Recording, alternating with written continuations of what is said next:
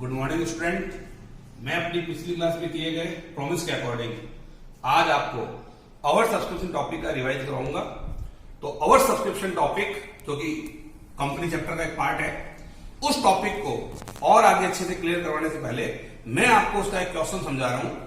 ये क्वेश्चन आपने पिछली क्लास में टॉपिक सीखे हैं उन सबको तो रिवाइज करवाएगा प्लस आवर सब्सक्रिप्शन टॉपिक को आपके और अच्छे से क्लियर करवाएगा।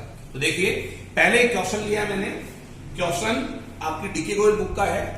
क्वेश्चन सामने नोट कर दिया मैंने। पहले क्वेश्चन आपको समझा देता हूं।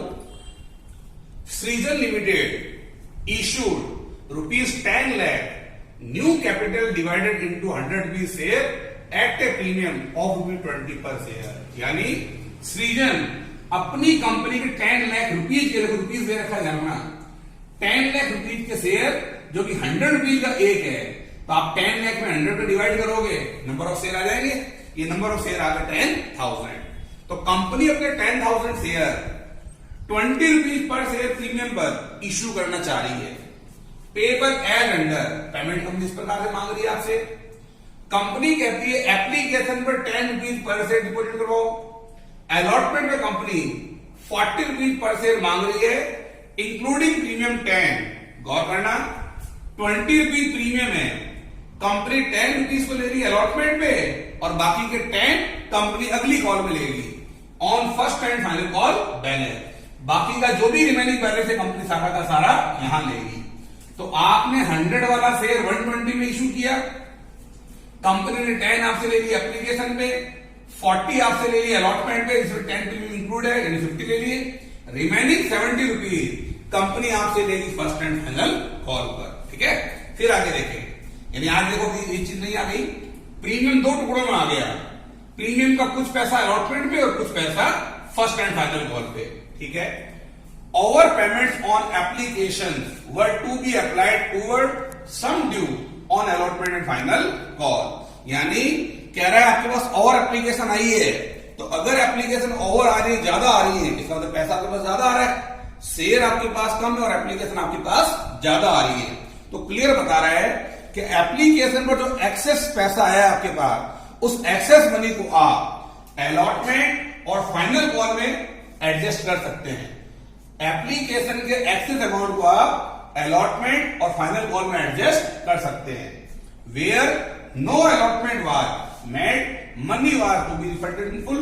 सीधी सी बात है, जिसको हम कोई शेयर अलॉट नहीं करेंगे उसको कह रहे हैं पैसे लौटा दो, तो कर लेंगे। अगर आप किसी शेयर होल्डर को शेयर अलॉट नहीं करते हो तो आप उनका डिपॉजिट अमाउंट वो रिफंड करोगे, तो आपको रिफंड करना है। The issue was over subscribe to the extent to 13,000 share. 13,000 application और आ रही है, ज्यादा आ रही है। यानी हम 10,000 शेयर इश्यू करना चाहते थे, लेकिन 13,000 एप्लीकेशन एक्सेस आ रही है। ये टोटल कितनी आ रही है? 23। 10 हम इश्यू करना चाहते थे और 13,000 एक्सेस आ रही है, यानी टोटल एप्लीकेशन आ रही है 23,000। इनमें से 12,000 शेयर वर अलॉटेड ओनली 2,000 शेयर। इस 23,000 में से 12,000 शेयर मांगने वालों को कंपनी 2,000 शेयर दे रही है and applicant for 3,000 share were sent letter of regret and application money was return to them.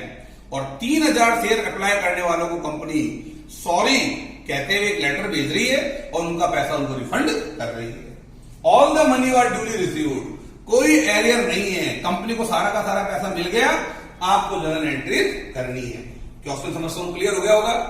अब देखिए, हमारे को एंट्रीज भी करनी है, तो हमारे को जगह की रिक्वायरमेंट रहेगी।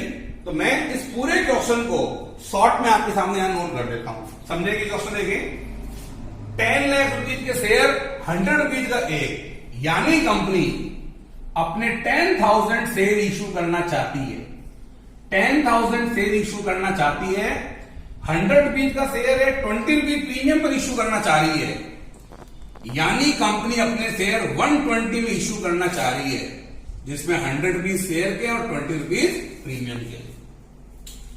एप्लीकेशन पे कंपनी मांग रही है 10। एप्लीकेशन पे कंपनी कहती है 10 रुपीज डिपॉजिट करवा दो। अलॉटमेंट पे कंपनी आपसे मांग रही है 40 इंक्लूडिंग 10 प्रीमियम। 40 रुपीज मांग रही है, इसमें 30 तो हो गए शेयर के और 10 रुपीज हो गए प्रीमियम के, और रिमेनिंग कहती है फर्स्ट एंड फाइनल कॉल पे। तो देखो आपने 100 वाला शेयर 120 पे इश्यू किया है, तो ये टोटल आपकी 120 आनी चाहिए। 120 में से 10 एप्लीकेशन पर आ गया, 40 अलॉटमेंट पर आ गया, 50 तो आ गया, अब रिमेनिंग रहेगा 70, यानी company first and final call पर आपसे लेगी 70 रुपीज 70 रुपए। अब देखिए प्रीमियम 20 था, 10 रुपीज प्रीमियम यहां आ गया, इसका मतलब बाकी प्रीमियम कहां आएगा, फर्स्ट एंड फाइनल कॉल पे। तो 70 के अंदर 60 रुपीज हो गए शेयर के और 10 रुपीज हो गए प्रीमियम के। ठीक, फिर आगे बढ़ते हैं। ओवर पेमेंट, एक्सेस पेमेंट आ रहा है, इसको एडजस्ट करना है हमारा अलॉटमेंट फाइनल कॉल में। जिनको शेयर नहीं उनको रिफंड करना है। 13,000 शेयर कह रहा है, एक्सेस एप्लीकेशन आ रही है, तो आप 10,000 शेयर इश्यू करना चाहते हो, लेकिन आपके पास 13,000 एप्लीकेशन ज्यादा आ रही है, 13,000 एप्लीकेशन ज्यादा आ रही है, तो 10 भी इश्यू करना चाहता हूं, एप्लीकेशन 13,000 ज्यादा आ रही है, यानी टोटल एप्लीकेशन आ रही है 23,000। ये हमने ऊपर सर्कल में अलग से दिखा दिया, ये ओवर सब्सक्रिप्शन कहलाएगा। कंपनी जितने शेयर इश्यू करना चाहती है उससे 13,000 एक्सेस एप्लीकेशन आ रही है, तो ये हमारी कहलाएगी ओवर सब्सक्रिप्शन, अभिदान। अब कंपनी, मैंने बताया अगर कंपनी के पास ओवर सब्सक्रिप्शन की स्थिति आ जाए तो कंपनी के साथ प्रॉब्लम हो जाती है, कंपनी कैसे अलॉट करे। तो कंपनी के डायरेक्टर ने आपस में तय किया, कंपनी के डायरेक्टर ने इन सभी शेयर होल्डर को 3 अलग अलग ग्रुप में डिस्ट्रीब्यूट कर लिया। तो पहले ग्रुप के अंदर 12,000 एप्लीकेंट को इंक्लूड किया, जिन्हें कंपनी 2,000 शेयर अलॉट कर रही है। कंपनी, एप्लीकेशन और ये अलॉटमेंट। 12,000 अप्लाई करने वालों को कंपनी 2,000 शेयर अलॉट कर रही है, यानी प्रो रेटा बेसिस 6:1। इनका अनुपात कितना रहेगा, 6:1, यानी कंपनी 6 शेयर मांगने वाले को 1 शेयर दे रही है। अगर कोई 600 मांगता है तो कंपनी उसको 100 देगी, कोई 300 मांगता है तो कंपनी उसको 50 शेयर देगी। 6:1 में कंपनी इनको इश्यू कर रही है, और 3,000 लोगों को कंपनी रिजेक्ट कर रही, मना कर रही है। 3,000 लोगों को कंपनी मना कर रही है, उनका पैसा वापस रिफंड कर रही है। तो देखो बाकी कितने बन गए, आगे कुछ कहा नहीं है, तो खुद को निकालना होगा। टोटल एप्लीकेशन 23,000 थी, 12,000 को कंपनी 2,000 दे रही है, 3,000 को मना कर रही है, तो 23 में से 15 का एडजस्टमेंट हो गया, बाकी एप्लीकेशन रह गई 8,000। इन्हें कंपनी कितने शेयर देगी, तो देखो टोटल शेयर अलॉट करने थे 10,000, इनको दिए 2,000, इनको दिया नहीं, इसका मतलब रिमेनिंग को कितने दी आपने, 8,000। दोबारा सुन लें, टोटल एप्लीकेशन 23 आई थी, 23 में से 12,000 इन्होंने मांगे, 3,000 इन्होंने मांगे, तो बाकी ग्रुप कितने का रह गया, 8,000 का। इन तीनों को ऐड करेंगे तो आपका आ जाएगा 23,000। टोटल शेयर अलॉट करने थे 10,000, इनको दिए 2,000, इनको रिजेक्ट कर दिया और इनको दे दी रिमेनिंग 8,000। ये टोटल आ गया 10,000। तो देखिए यहां कंपनी एक मैन वर्क कर रही है, 12,000 को 2,000, 3 को मना कर रही है, जिसको हम फिजूल वर्क बोलते हैं, 8 को 8 दे रही है, यानी कि मैन वर्क कर रही है। तो यहां कंपनी 2 मैन वर्क कर रही है। तो मैंने आपसे कह रखा है, अगर कंपनी वाले चैप्टर के अंदर ओवर सब्सक्रिप्शन की स्थिति में कंपनी के डायरेक्टर 2 या 2 से अधिक मैन वर्क करते हैं, तो आपको उस सवाल के अंदर एक एक्स्ट्रा के अंदर टेबल क्रिएट कर लेनी चाहिए। हालांकि इस क्वेश्चन में क्लियर कह रहा है, all the money were duly received, सारा पैसा कंपनी के पास आ चुका है, कंपनी के लिए कोई एरियर नहीं है। अगर कभी क्वेश्चन में एरियर नहीं हो तो हम उस सवाल को बिना टेबल के भी सॉल्व कर सकते हैं, लेकिन यहां हमारे को 2 बातें दिमाग में रखनी पड़ेगी। अगर एरियर है तो टेबल बनाओ, एरियर नहीं है तो टेबल मत बनाओ। तो हम लोग एक ही बात दिमाग में रखते हैं, अगर कभी क्वेश्चन के अंदर 2 या 2 से अधिक मैन वर्क है तो हमें वहां टेबल बनानी ही बनानी है, चाहे उसका यूज आए चाहे यूज ना आए। क्लियर? अभी अगर हम लोग टेबल को क्लियर करेंगे तो आगे जब मैन हमारे को रिक्वायरमेंट रहेगी तब तक हमारे टेबल का पोर्शन अच्छे से क्लियर हो जाएगा। ठीक है, फिर कह रहा हूं, इस क्वेश्चन को हम लोग बिना टेबल के भी सॉल्व कर सकते हैं, लेकिन हम लोग टेबल बना के क्लियर करेंगे ताकि हमारे को टॉपिक अच्छे से क्लियर हो जाए। पूरा का पूरा क्वेश्चन आपके सामने मैंने नोट डाउन कर दिया शॉर्ट के अंदर। अब जो कि मुझे जगह की रिक्वायरमेंट है, टेबल भी बनानी है, जनरल एंट्रीज भी करनी है, तो मैं इस क्वेश्चन पोर्शन को रद्द कर देता हूं। क्लियर? हाँ देखें, मैंने क्वेश्चन पोर्शन रद्द कर दिया, टेबल भी बना दिया ताकि टाइम हमारा कम से कम वेस्ट हो। अब देखिए सॉल्यूशन बढ़ा रहा हूं, टेबल पहले समझा दूं। एनालिसिस टेबल के अंदर पहला कॉलम बनेगा ग्रुप का, नंबर ऑफ शेयर अप्लाई, कितने शेयर अप्लाई किए, कितना पैसा रिसीव हुआ, कितने शेयर अलॉट किए गए, एडजस्टमेंट, एप्लीकेशन में कितना पैसा एडजस्ट हुआ, अलॉटमेंट में कितना एडजस्ट हुआ, फर्स्ट एंड फाइनल कॉल में कितना एडजस्ट हुआ, और एक्सेस पैसे को आपने रिफंड किया होगा तो आपने रिफंड कितना किया। तो टेबल का फिक्स फॉर्मेट रहेगा। बस एडजस्टमेंट के अंदर अगर 3 कॉल हैं तो 3 कॉलम बन जाएंगे, 4 कॉल्स हैं तो 4 कॉलम बन जाएंगे। तो फॉर्मेट इसका फिक्स रहेगा। अब इसको फिल कैसे करते हैं ध्यान से समझिएगा। यहां कंपनी 3 तरीके अपना रही है, किसी को प्रो रेटा, किसी को रिजेक्ट और किसी को फुल्ली अलॉट कर रही है। क्योंकि कंपनी ने अपने शेयर होल्डर को 3 ग्रुप में बांट दिया, तो आप ग्रुप वाले कॉलम के अंदर चाहे तो 1 2 3 लिख दें, चाहे ABC लिख दें। तो मैंने लिखा A, एक लाइन छोड़कर B, फिर एक लाइन छोड़कर C। Number of share applied, A group ने कितने अप्लाई किए क्वेश्चन आपको दे रखा है। ए ग्रुप ने 12,000 शेयर अप्लाई किए, बी ग्रुप ने 3,000 शेयर अप्लाई किए और सी ग्रुप ने 8,000 शेयर अप्लाई किए। ठीक है, अब पहले ही बढ़ लेते हैं। अलॉट कितने किए? आपने देखो ए ग्रुप को 2,000 शेयर अलॉट किए हैं, तो ए ग्रुप को आपने 2,000 शेयर अलॉट किए। बी ग्रुप ने 3,000 अप्लाई किए थे लेकिन आपने उसको अलॉटमेंट नहीं किया, तो 3,000 के सामने आप लिख दो 0, नील या क्रॉस। सी ग्रुप ने 8,000 अप्लाई किए थे और आपने उनको 8,000 अलॉट कर दिए। ये हमें डिफरेंस निकाला था। 23 में से इनको लेस किया 8 आ गया, 10 में से इसको लेस किया 8 आ गया। तो 8,000 अप्लाई करने वालों को कंपनी 8,000 शेयर अलॉट कर रही है। ठीक है, ये क्वेश्चन में था। अब कंपनी कहती है जिसको जितने शेयर रिक्वायर्ड है, एप्लीकेशन फॉर्म फिल करते समय 10 रुपीज पर शेयर डिपॉजिट करो। तो अगर ए ग्रुप वालों ने 12,000 शेयर अप्लाई किए हैं तो इन्होंने एप्लीकेशन पर 12,000 इंटू 10 120 कंपनी को डिपॉजिट करवाए होंगे। 3,000 अप्लाई किए तो 10 एट द रुपीज 10 30,000 डिपॉजिट करवाए होंगे। सी ग्रुप ने 8,000 से अप्लाई किए हैं तो एट द रुपीज 10 इन्होंने 80,000 कंपनी को डिपॉजिट करवाए होंगे। यहां तक क्लियर? अब देखें सिंगल ग्रुप के अकॉर्डिंग चलते हैं, दोबारा सुनना और समझना। ए ग्रुप ने कंपनी से 12,000 से अप्लाई किए, अगर उन्होंने 12,000 से अप्लाई किए हैं तो एट द रुपीज 10 एप्लीकेशन के लिए कंपनी को उन्होंने 120 डिपॉजिट करवा दिए होंगे। कंपनी ने 2,000 शेयर अलॉट कर दिए। अगर कंपनी ने 2,000 शेयर अलॉट कर रही है तो इस 2,000 शेयर पे अलॉटमेंट का कितना बनता है 20, यानी इन्होंने कंपनी को डिपॉजिट करवाया 120, कंपनी को माल दे रही है 20 का। तो अगर मान लो आप मुझे 120 डिपॉजिट करवाते हो और मैं आपको 20,000 का माल दे रहा हूं, इट मीन्स यानी कि आपके 1 लाख रुपए अभी भी कंपनी के पास एक्स्ट्रा पड़े हैं, एडवांस पड़े हैं। देखो 120 डिपॉजिट करवाए थे, मैंने आपको 20 के शेयर दे दिए, इट मीन्स 1 लाख रुपए कंपनी के पास आपके एडवांस पड़े। एक ग्रुप वालों की कंपनी के पास 1 लाख रुपए एडवांस पड़े, जो कि उसने क्लियर कहा था कि आप अलॉटमेंट और फर्स्ट कॉल में एडजस्ट कर लेना। ठीक है, तो कंपनी जिस दिन शेयर अलॉट करेगी उसी दिन कंपनी इनसे 40 रुपीज पर शेयर के हिसाब से अलॉटमेंट का मांगेगी। 2,000 शेयर पर कंपनी 40 रुपीज के हिसाब से 80,000 अलॉटमेंट का मांगेगी, तो क्या आप दे देंगे? क्या नहीं, आप नहीं देंगे। क्यों?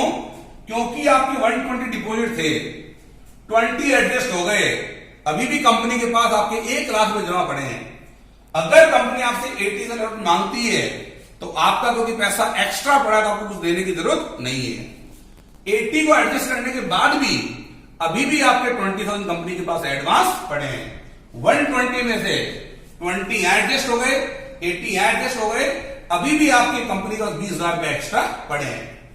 अब कंपनी से जब भी फर्स्ट कॉल मांगेगी, कंपनी देखो 2,000 टू 70 140 मांगेगी, तो 140 में से 20 तो आपके जमा है, यानी आप कंपनी को देंगे 1,20,000। तो मैंने 2 टुकड़ों में लिख दिया। जो पैसा एडवांस है उसे बिना सर्कल के, और जो पैसा आना उसको सर्कल में। हिसाब बराबर हो गया, 120 सारे के साथ एडजस्ट हो गए, इसलिए इनको कोई भी पैसा रिफंड नहीं होगा।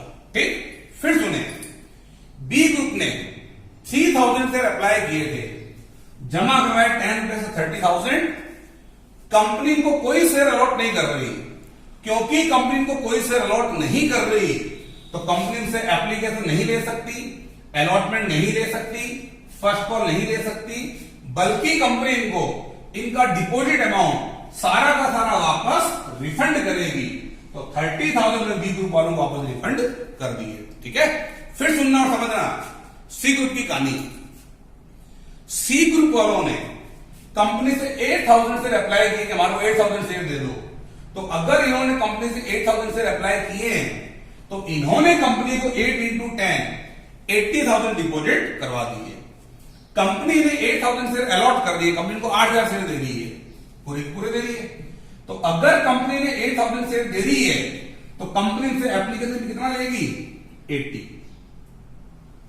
देखो 80 डिपॉजिट करवाए थे, 80 इनके एप्लीकेशन में एडजस्ट हो गए। सब बराबर ना, मैं कुछ मांगता हूं ना आपका मेरे पास तो जमा है, सब बराबर। सी ग्रुप वालों ने 80,000 डिपॉजिट करवाए थे और कंपनी ने 80,000 के शेयर को अलॉट कर दिए, सब बराबर। अब जब भी कंपनी से अलॉटमेंट मांगेगी 8,000 into 40 3,20,000। जब भी कंपनी से 832 3,20,000 मांगेगी, इनको देना पड़ेगा। तो जो पैसा कंपनी को मिलना है वो हमने सर्कल के अंदर शो कर दिया। ठीक, फिर आगे देखिए। अब जब कभी कंपनी फर्स्ट कॉल करेगी तो कंपनी अपने 8,000 शेयर पर एट द ₹70 8,000 शेयर पर कंपनी 7 रुपए के हिसाब से फर्स्ट एंड फाइनल कॉल करेगी। कितना हुआ? 5,60,000 5,60,000। 8,000 into 70 5,60,000 फाइनल कॉल। इनका कोई पैसा एक्सेस नहीं है तो इनको कोई पैसा रिफंड नहीं होगा। क्लियर है टेबल? ये हमारे टेबल पोर्शन क्लियर। इस सॉल्यूशन के लिए टेबल की रिक्वायरमेंट नहीं है, मैं फिर कह रहा हूं, लेकिन हम लोगों ने टेबल सीख ली इसी के साथ ताकि आगे हमारे को दिक्कत नहीं आए। अब मुझे एंट्री करनी है, तो देखो एंट्री करने के लिए 2 एंट्री एप्लीकेशन की होंगी, 2 अलॉटमेंट की होंगी, 2 फर्स्ट कॉल की होंगी, 6 तो एंट्री होंगी, प्लस एक आधी एक्सेस भी आएगी कॉल इन एडवांस की। तो मुझे जगह की रिक्वायरमेंट है, तो मैं इस टेबल का ये पोर्शन जो कि हमारे काम नहीं आएगा इसको रब कर रहा हूं और फॉर्मेट बना रहा हूं। ठीक है,